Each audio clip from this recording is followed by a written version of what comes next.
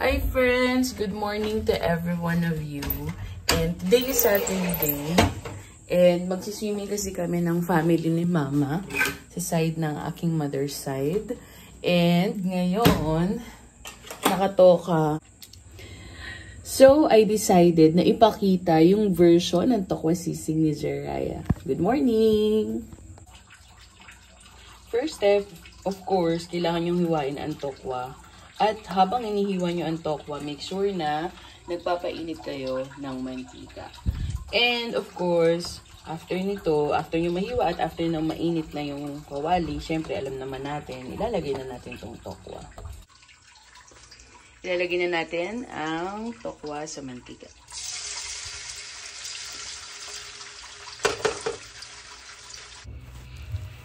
Ingredients, guys, meron ako ditong sibuyas. At syempre maglalagay din tayo ng rino, bell pepper, bawang, and then mayonnaise, Knorr seasoning.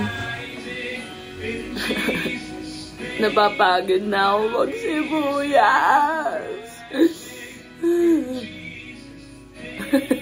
Wait lang, parang may muta ako.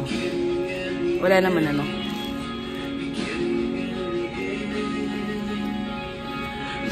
So yun nga, dahil naiyak muna ako sa sibuyas, mag-harvest muna ako ng sili, fresh from tanim ni Jay.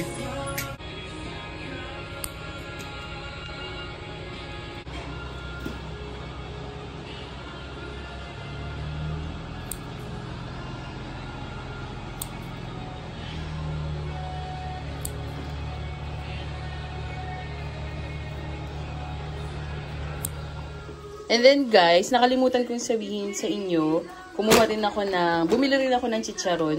So, iba-ibang chicharon yan. Usually, ito ginagamit ko. Or sometimes ito. Pero this time, gusto ko siyang pag-combine. Kasi yung binilang ko ng chicharon, wala nang available. Ito na lang. So, ayan. Chicharon. Alam niyo na kung anong brand yan. Tapos, nakapag-iwan na rin ako ng sibuyas. Actually, dapat mas madami pa tong sibuyas na to eh. Kaya lang, ito na lang yung available. At ito lang yung natira kong sibuyas na nabili ko. Ito pa yung nasa La Union. Tapos itong white, 60 pesos yata yan siya. 60 pesos. Tapos ito, yung 25 pesos. Tapos ito na yung bawang. Konti lang yung bawang na nilagay ko. Kasi mas maganda na mas madami yung sibuyas. Tapos bell pepper. Yung bell pepper medyo konti din. So pinino ko. Kasi ito yung sili na hinarvest ko kanina. So ito na lang yung pinipirito ko. Malapit na siya.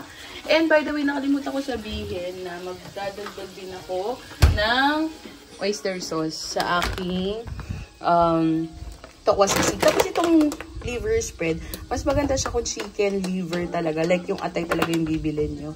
Pero dahil tight na rin yung oras, tsaka madami siya, hindi ako pang ganun kasi. So, bumili na lang ako ng rino. So, nakapag-harvest na tayo. So, it's a combination of green and red. Kasi ito na yung napirito ko. Ito na lang yung pipirito ko. Tsaka ito. Ito yung pinipirito ko.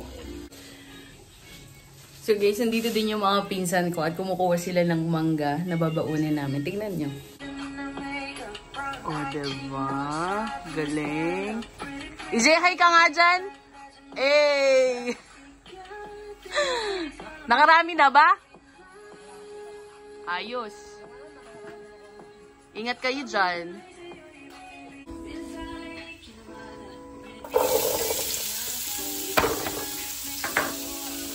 Guys, ito ang chika ko sa inyo. Hindi ko na natuloy itong lulutuin na to kasi nagmadali na ako dahil dumating na yung mga pinsan ko para sabay-sabay kaming magpunta dito sa venue.